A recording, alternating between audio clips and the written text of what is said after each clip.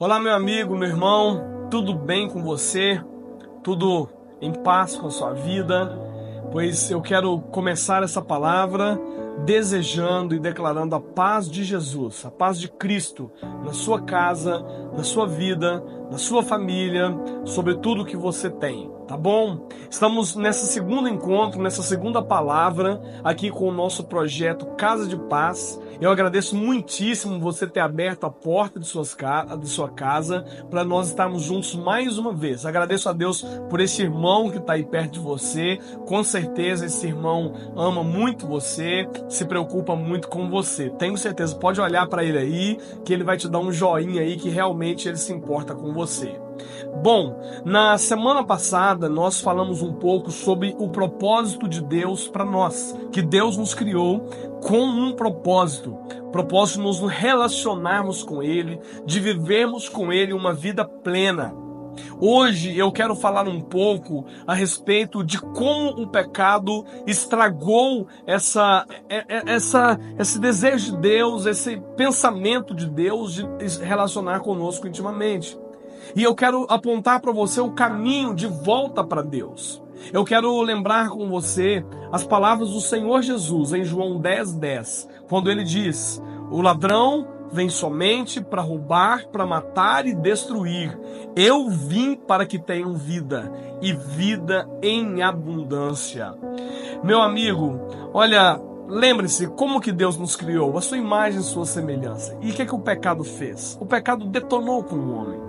O pecado atrapalhou o homem primeiramente no seu relacionamento com Deus. Foi morte espiritual. O homem perdeu toda a sua comunhão com Deus. Também o pecado afetou as relações humanas, sobretudo as relações familiares, ao ponto de a Bíblia descrever como que um irmão mata o outro, né? Filhos dos mesmos pais, filho de Adão e Eva, o episódio de Caim e Abel. E o inimigo da nossa alma, que na Bíblia é chamado de diabo, ou de Satanás, ou de antiga serpente, ele é esse que deleita nisso. Por quê? Porque ele também pecou contra Deus antes do ser humano, se rebelou contra Deus, e ele foi expulso do céu, e agora então ele quer levantar mais e mais inimigos contra Deus. Quanto mais ele se levanta contra Deus, mais pessoas ele se levanta contra Deus, mais desgraça ele faz. Famílias destruídas, casamentos destruídos, pessoas aprisionadas em vícios, pessoas presas no pecado. Mas o Senhor Jesus, que é o autor da vida, Ele que é o bom pastor, Ele que é aquele que é o presente de Deus para a humanidade, nasceu da Virgem Maria, viveu uma vida santa, foi julgado por Pôncio Pilatos, condenado injustamente, mas naquilo tudo Ele estava realizando a sua obra, Ele estava morrendo para perdoar os nossos pecados. E agora Jesus, Ele nos propõe uma vida em abundância. O que é vida em abundância? É uma vida plena, uma vida abençoada já aqui nesse tempo. Mas ainda mais, uma vida perfeita, uma vida plena, uma vida eterna nas moradas de Deus. Quando a gente morrer e quando então Jesus Cristo voltar na sua glória para nos levar para estar com Ele. Olha, como é que nós podemos tomar posse dessa vida? Eu vim para que tenham vida e vida em abundância.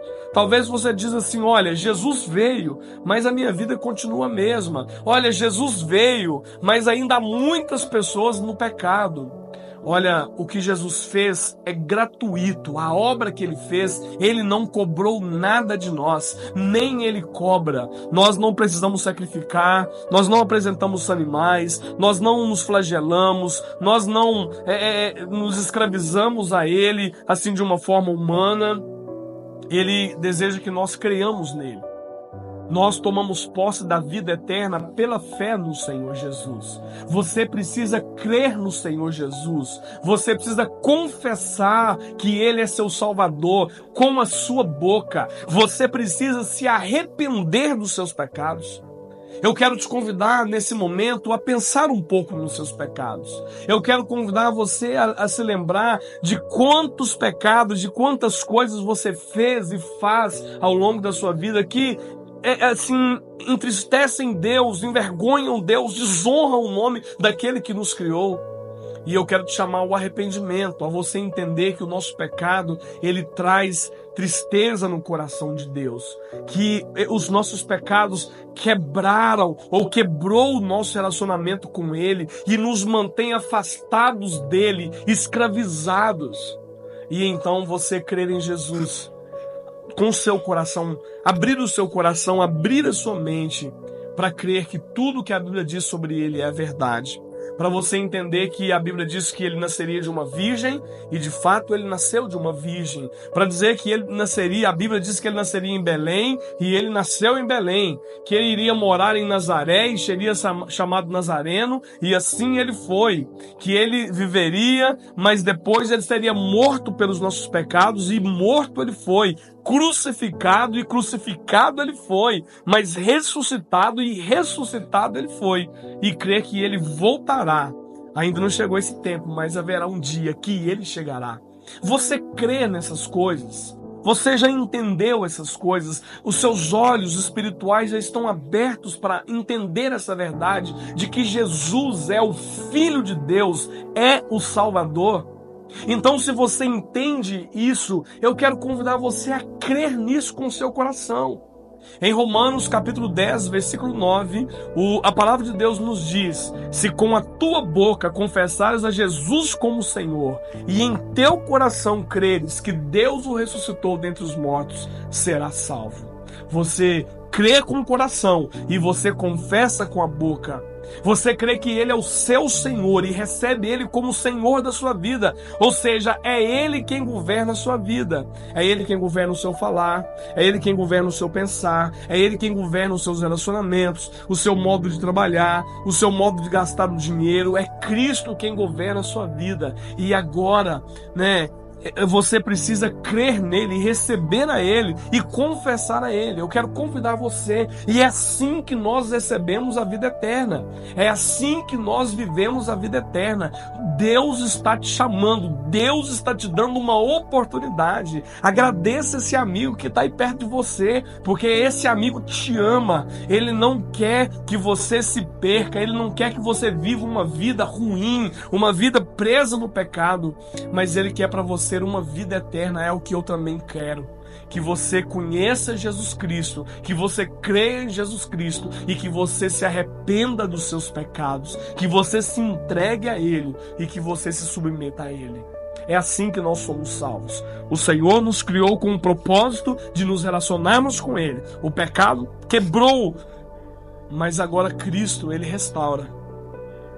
Ele nos repara. E através de Jesus Cristo, Ele é o caminho de volta para Deus. Jesus não é o caminho de volta para o jardim. Nunca mais voltaremos para o jardim. Mas Jesus é o caminho de volta para Deus. Ah, meu irmão, como é bom isso. Você entender que onde Deus está não é o jardim, mas é a casa. O jardim era na beira da casa. Não era a casa ainda. Mas agora a palavra de Deus nos garante que aquele que crê no Senhor Jesus tem a vida eterna, e depois da sua morte ele estará nas moradas eternas de Deus. Lá não há choro, lá não há morte, lá não há rancor, lá não há tristeza, lá não há nada que te prejudique. Lá é só vida eterna. E eu quero te convidar para você crer no Senhor Jesus, para você entregar a sua vida a Ele. O Senhor Jesus, Ele morreu na cruz, foi por você, por mim, por você, por todos nós. Toma posse dessa bênção. O ladrão, o diabo, ele só vem para matar. Ele vem para roubar, para destruir. Se você deixar, o diabo destrói a sua vida, seu casamento, sua família, suas finanças. Mas Jesus veio para te dar vida eterna. Uma vida abençoada, uma vida feliz, não só aqui, mas também na eternidade. Que Deus te abençoe, meu amigo. Muito obrigado pela sua atenção. Muito obrigado mesmo por você abrir as portas de sua casa para receber essa mensagem. Mais uma vez eu quero declarar a paz de Cristo na sua casa, na sua vida, na sua família, no seu coração. Que Deus te abençoe em nome de Jesus. Amém.